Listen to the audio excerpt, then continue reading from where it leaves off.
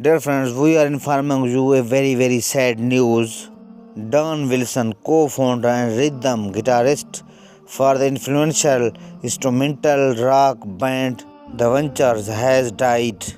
For more information, please subscribe our channel and press bell icon. He has died Saturday at the age of 88. Wilson's family first confirmed to settle journalist Saint Bryan that the guitarist passed peacefully of natural causes in Tacoma, Washington.